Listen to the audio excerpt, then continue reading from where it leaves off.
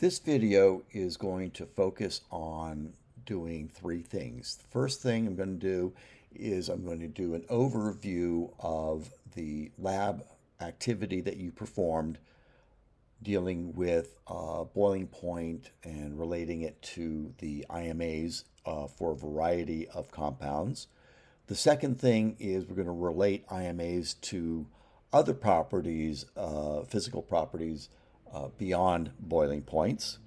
And the last thing we're going to do is we're going to look at phase diagrams and make sure that we understand what kind of information that you can derive from a phase diagram. So starting with the boiling point activity, to really understand what the trends that you observed from your graphs that you created, it would be important to first of all remember what are the different types of IMAs that can exist between molecules.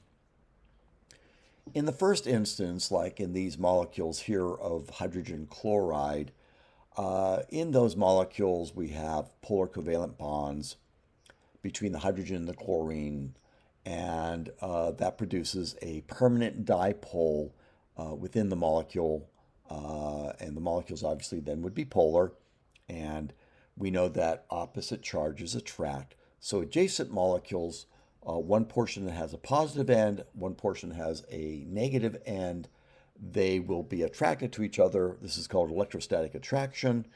We refer to this attraction between different molecules as dipole-dipole. So the initial premise and the key premise for dipole-dipole forces to exist is that you have to have polar molecules. Dipole-dipole forces are pretty strong. They're very strong IMAs, and they would attract these molecules to each other with a great deal of strength. A second possible IMA that could exist is related to the movement of electrons within molecules. So the movement of electrons around the atoms and between the atoms that are bonded. Here you see charges existing, but these dipoles are not permanent dipoles. They are referred to as intermittent or short-lived dipoles. But again, that would produce some sort of low-level electrostatic attraction between the molecules. These are very weak. These are called dispersion forces or London forces or London dispersion forces. There are a variety of ways that they are referred to. All molecules, though, whether they're polar or nonpolar, will experience dispersion forces. The third and final type of IMA are hydrogen bonds. Here you see hydrogen bonds being depicted between water molecules. Hydrogen bonds are a subcategory of dipole-dipole attractions. In order to have hydrogen bonds, three things must be present. Number one, hydrogen has to be bonded to a highly electronegative element, typically oxygen, fluorine, and nitrogen. Obviously here, the hydrogens are bonded covalently to oxygen. Secondly, there have to be adjacent molecules that have lone pairs on them. And of course, the oxygens atoms in all these water molecules have two lone pairs, and you can see where hydrogen of one molecule is being attracted to the oxygen of a different molecule. That attraction is being depicted by a red dashed line, and that is the hydrogen bond. So hydrogen bonds exist not within a molecule, but between molecules. Very important aspect to remember. These are the strongest of the IMAs and account for water having such a high boiling point for such a small molecule. So those are the three IMAs that could possibly exist between molecules: dipole-dipole, dispersion forces, and hydrogen bonds. Let's now look at the data that you collected. There were many molecules, many compounds that you looked up their names, you looked up or calculated their molar masses, and you looked up their boiling points. Most of these compounds are of a class of compounds known as alkanes. Alkanes are a type of hydrocarbon. They're made up of carbon and hydrogen. And the alkanes that you were running into in this lab simply differ from each other as we add more and more carbons and we make the chain of carbons longer and longer. All of the compounds below this red dashed line are alkanes. Above the line, there is one alkane, methane. The other compounds sitting up above the dashed line, water, ammonia, and carbon tetrachloride, are not alkanes. Before we look at the graph of your data, let's notice something about those alkanes. First of all, these 5 alkanes that I've outlined in blue all have boiling points that are below room temperature. And as such, that means that these 5 compounds at room temperature are going to be in the gaseous state. The other alkanes, all of these down at the bottom of our list, outlined in pink, have boiling points above room temperature. So that means at room temperature, they would still be in the liquid state. So that's an important thing to kind of keep in mind as we look at the data graphed out on our grid. So you graph the data, it should look something like this. You can see that the alkanes are forming a cluster of points that seem to be related to one another, right? And you and I both noticed that there is an inclination that as the molar mass got larger, the boiling points went up, and we went ahead and characterized that with a best fit curve, and here's my best fit curve. Now you notice, first of all, that there are a couple of fairly light compounds, water and ammonia, that sit well above that curve, especially at those lighter or lower molar masses. So we want to understand, why is that the case? Why is it not fitting in to the pattern of the alkanes? We also notice a compound, one of the alkanes, isobutane, that actually sits below the curve. And then way out to the right-hand side, we have a fairly heavy molecule, carbon tetrachloride, again, that sits well below that curve. So we're going to want to be able to answer for those outliers, those 4 outliers that you should be observing in your graph. Well, let's first of all, before we get into those outliers, let's examine those alkanes. Okay.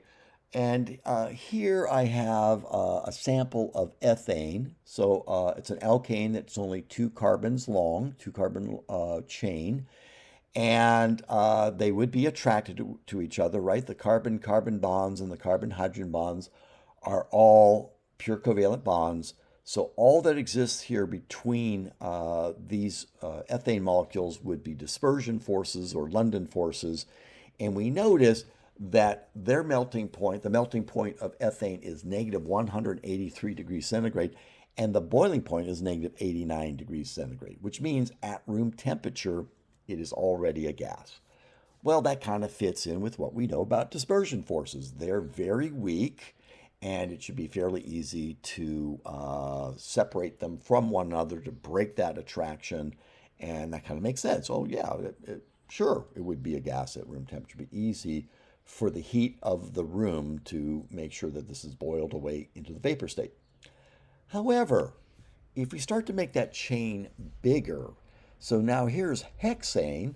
Hexane is 6 carbons long. Again, I'm looking at a non-branching alkane. Same character, they are all nonpolar.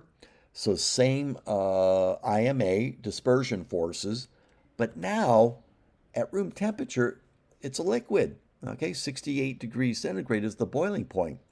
Again, remember from your evaporation lab, where hexane was one of the liquids that you were examining the ease with which it actually evaporated. So it must have gotten stronger, these London dispersion forces, just by making the chain of carbons longer. And then finally, here's a third example. Here's a really large molecule. This is icosane, 20 carbons long, again, an alkane. And at room temperature, it's a solid. It too would be nonpolar. It too would be experiencing um, dispersion forces, London forces. So we can see that as the alkanes get bigger and bigger, the London dispersion forces, they're not staying static, the strength. Even though London dispersion forces are weak, they can accrue, they can get stronger. And we see that by simply examining here, as I have with these three compounds, that as the chain got bigger and bigger, the London dispersion forces also got bigger and bigger. And therefore, depending on the size of the alkane, we transition from the alkane being a gas to some of the alkanes, sort of intermediate size, are liquids at room temperature, and then really large ones have enough attraction where they're solids at room temperature. Icosane, though, melting point's not too high, 36 degrees, so probably a fairly soft solid and would soften up pretty rapidly.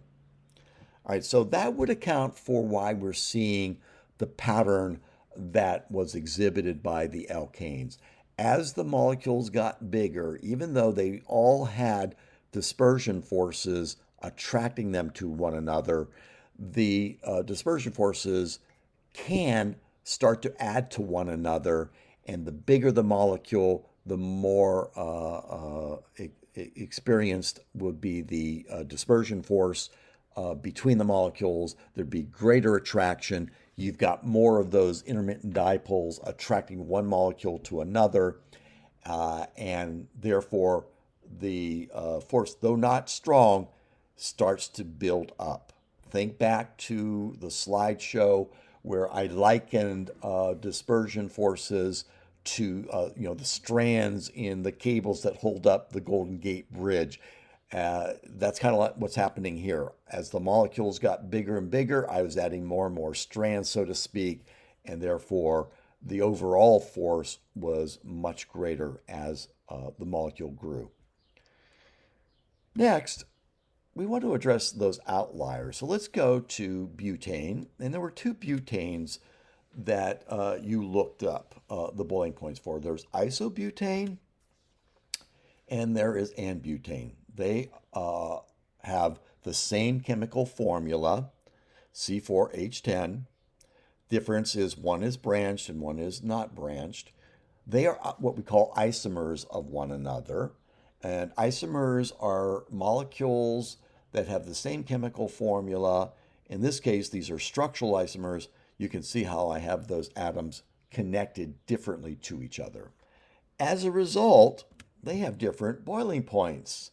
The boiling point of the isobutane is more than 11 degrees, more than 10 degrees, sorry, lower than it is for N-butane.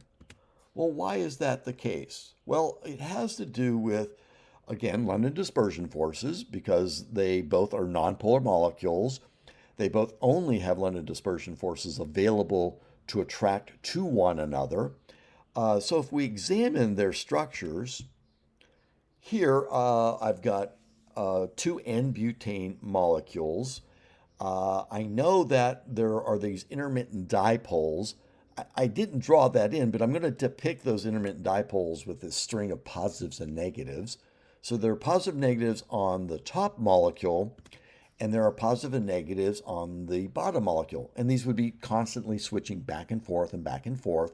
But those opposite charges, depicted in red for one molecule and depicted in blue for the other molecule, would then attract to one another. But because they're not long-lived, they're short-lived dipoles, they're not very strong. All right. But here, this is only a four carbon chain. There's decent exposure, and that's why the boiling point was near 0 degrees, 0 to -1 degree. Now, compare that though to its isomer, where we have isobutane, where we've got a branching occur. All right, now when these molecules face one another, again, we've got these intermittent dipoles on both of them, again depicted in red and blue, but it's kind of truncated a little bit. The exposure, the surface exposure between molecules is not as extensive as they were for N-butane. And as a result, we don't have as many opposite charges being exposed to attract one molecule to another. Uh, Let me superimpose. You can see in the background here, actually, I have a N-butane molecule, and you can see how the isobutane molecule is shortened up and has altered the exposure between the molecules. And therefore, because there's less exposure, there's going to be not quite as extensive London dispersion forces acting. And so that lessening of force, that weakening of force, gives you a lower boiling point. So, a couple things to remember there for about London dispersion forces. First of all, larger and heavier atoms and molecules, they will exhibit stronger dispersion forces than smaller and lighter ones.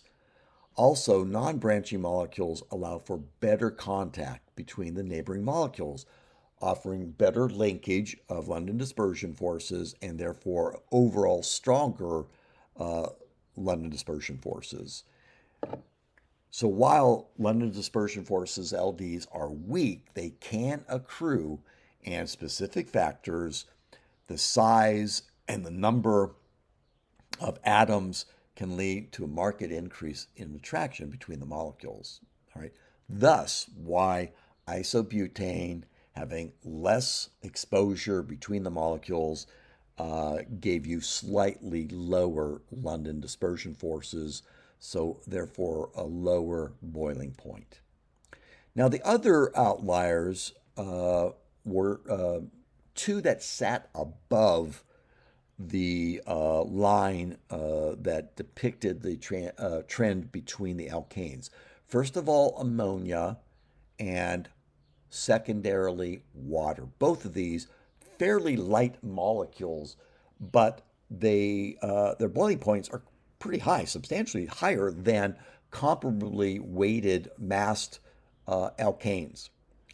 And you can see why. You can see in both of these diagrams, I'm depicting hydrogen bonds.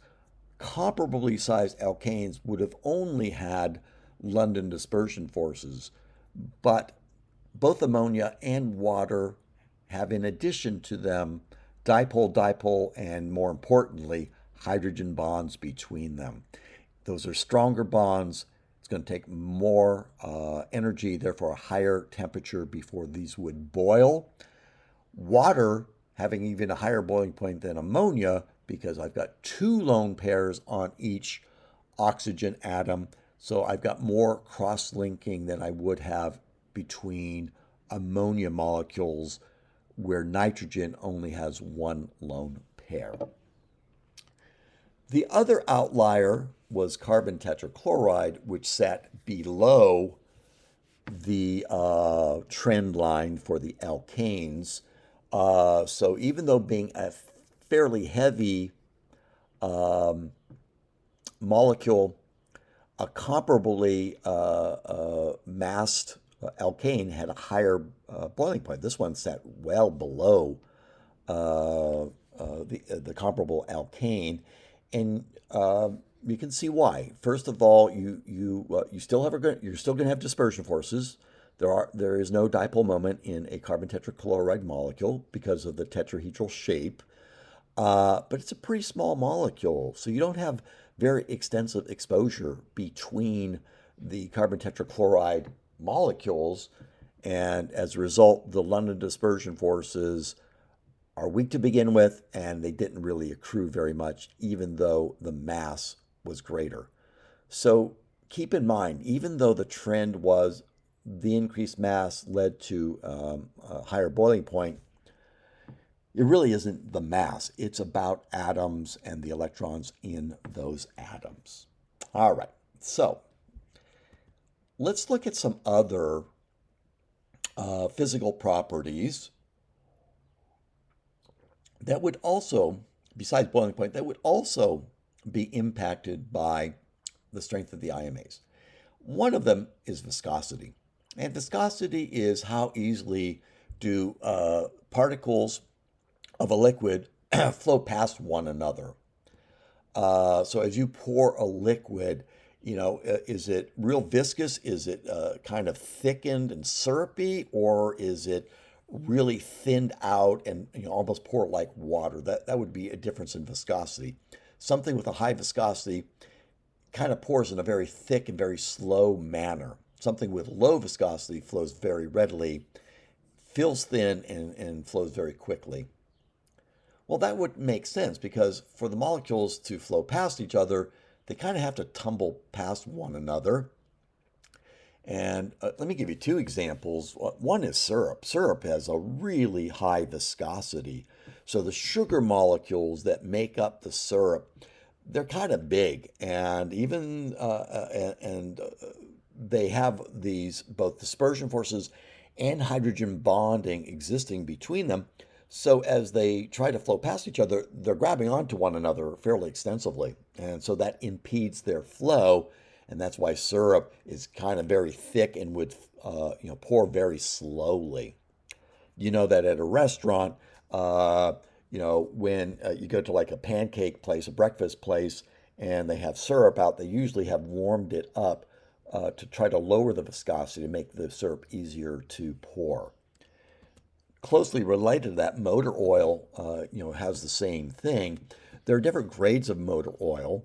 The oil that you see being poured into the engine here has a function of coating the metal parts inside the engine so that it lubricates those parts as they grind against, they come in contact with each other. Without that oil, that you would damage the engine pretty quickly.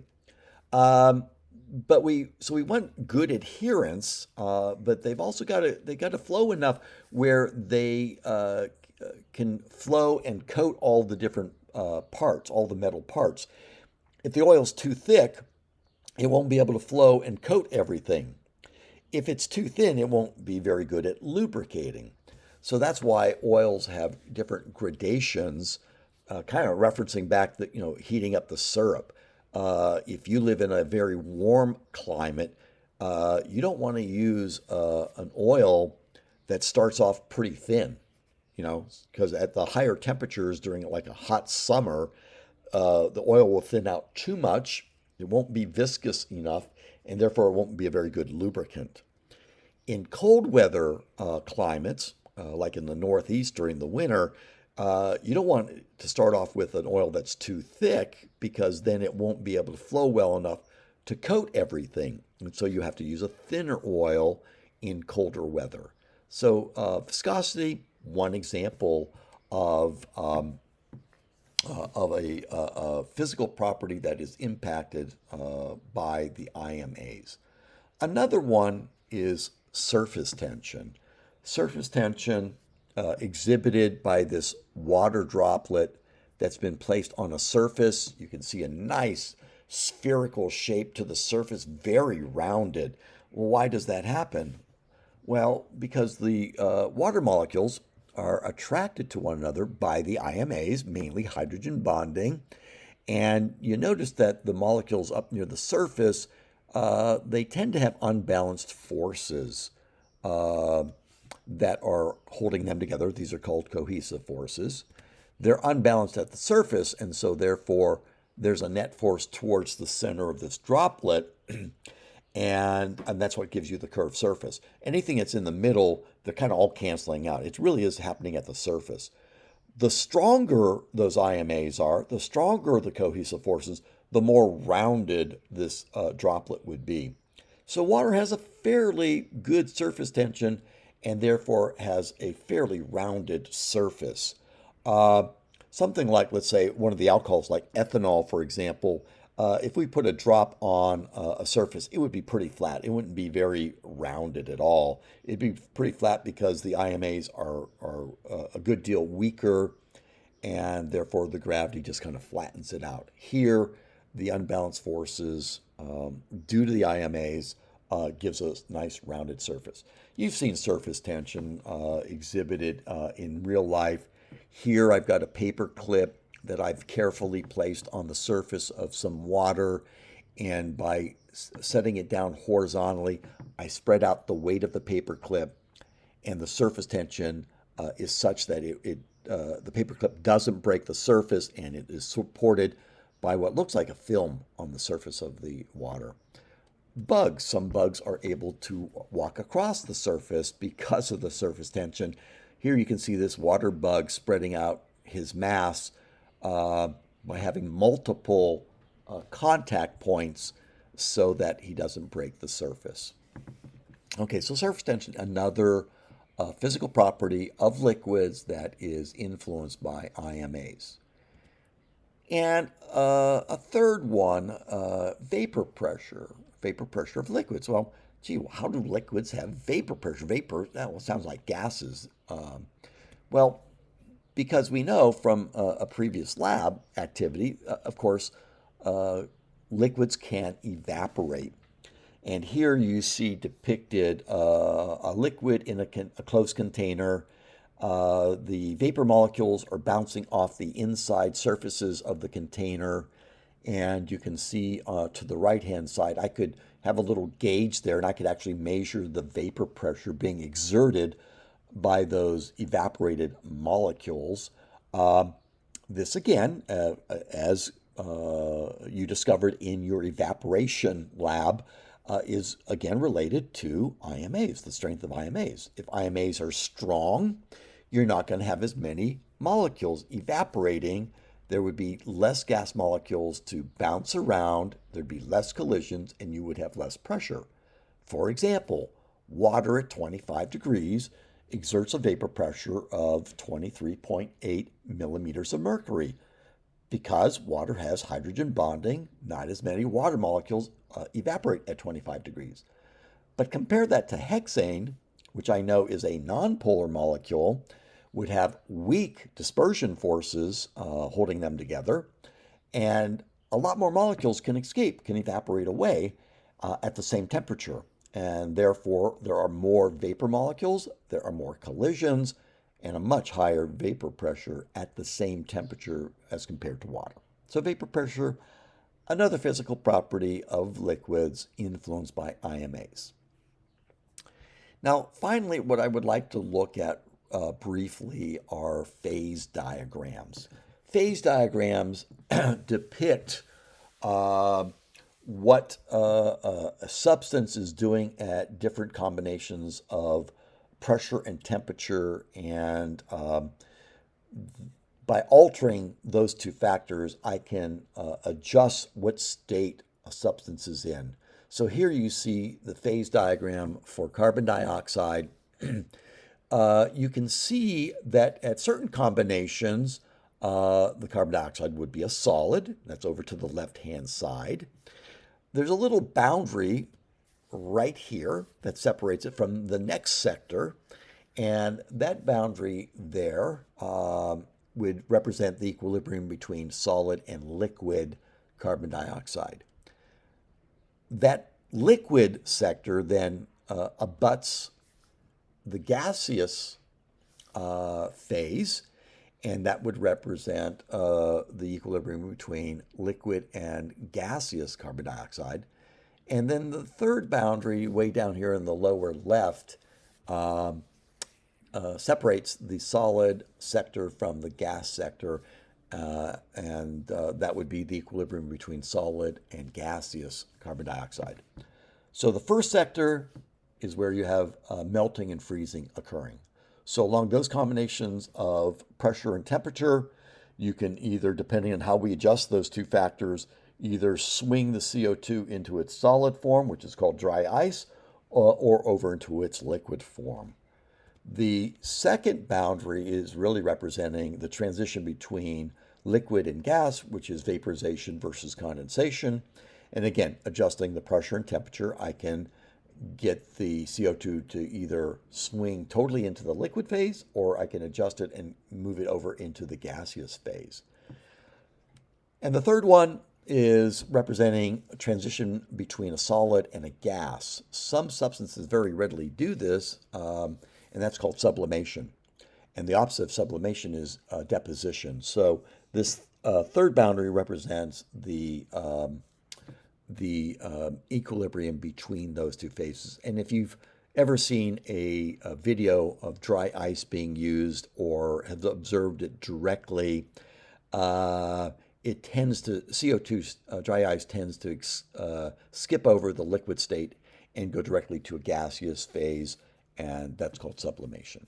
All right, so that's what a phase diagram will depict, the different phases and adjusting pressure that the sample is at or the temperature of the sample is at.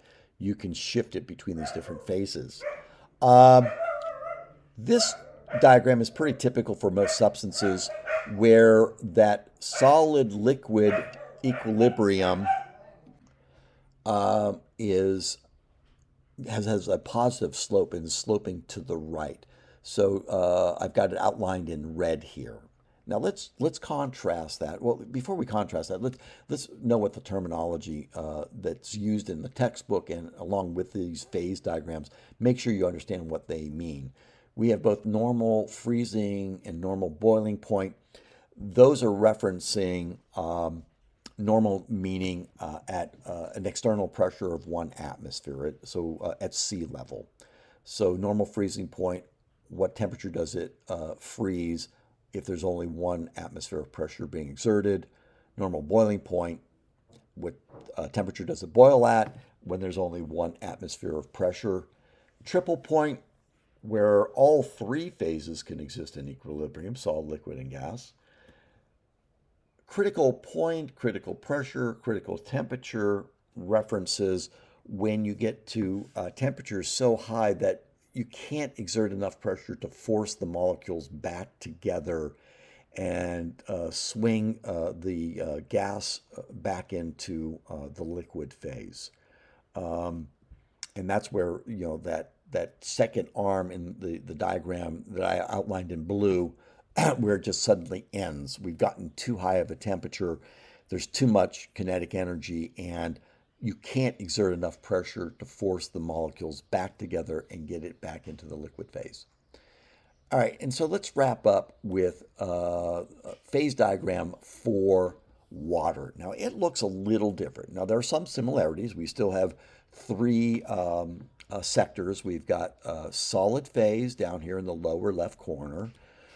In the very center, we have the liquid phase between those two arms of the graph. And in the lower right, we have the gaseous phase.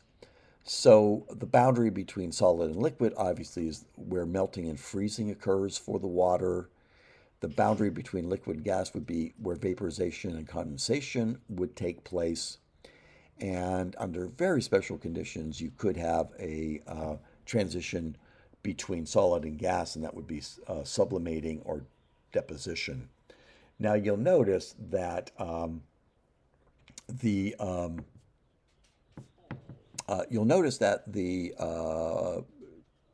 boundary between the solid and liquid phase for water has a different slope than it had for CO2. And this is atypical. Most of these boundaries between solid and liquid would have a positive slope, not a negative slope, would be sloping forward, not backwards, as you see with water.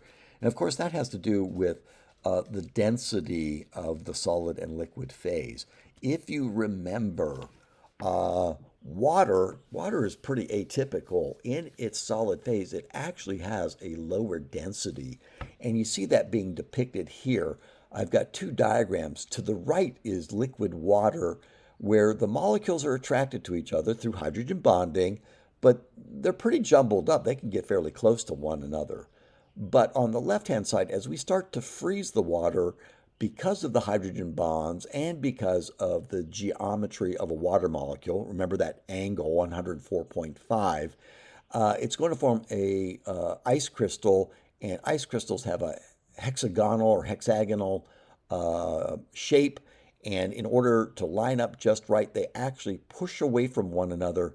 And you can see a lot of empty space between these water molecules opens up compared to the liquid phase. And so they are spread out more, and that creates a lower density in the solid phase, different than for most compounds.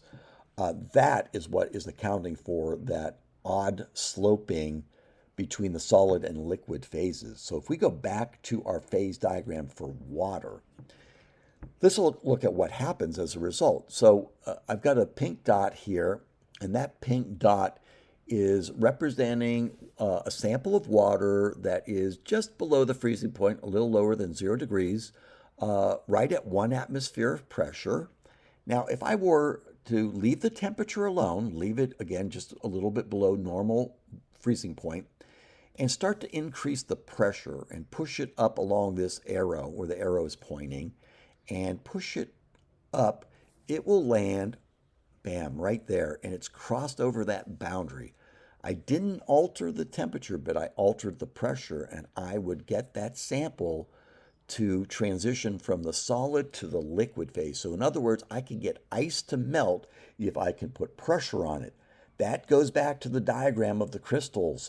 If I put pressure on those water molecules in that crystal formation, the crystal's going to break away. It's going to give way, and I'm going to force them closer together, the water molecules closer together, and it will re-enter the liquid phase. So you can get water to melt, not by changing the temperature, you could, but you could also get it to melt by increasing the pressure. Remember in class, I referenced this. Ice skaters, they have very thin blades on the bottom of their skates. They're distributing their body weight over a smaller surface area, which increases the pressure, which causes the ice directly under the blade to melt, and therefore there's a thin layer of water that they're skating across. That wouldn't have happened for CO2, right? Because the boundary would have sloped the other way, and it would have remained a solid. It would not have melted. It wouldn't have crossed the boundary line. Let's look at another situation. Here I've got another sample of water. It's down there in the vapor phase sector, okay? Quite a bit above 100 degrees, maybe a little bit more than 1 atmosphere. Now first of all, let's increase the pressure on that. And if I increase the pressure, um, that little pink sphere is going to move along that pathway, and it's going to end up right there. So I could force the water vapor to condense and go back into the liquid phase. Again, we've crossed a boundary, not by changing the temperature, but by increasing the pressure. I forced the molecules closer together. The water vapor molecules grab onto each other, and they grab on enough to condense again and go back into the liquid phase.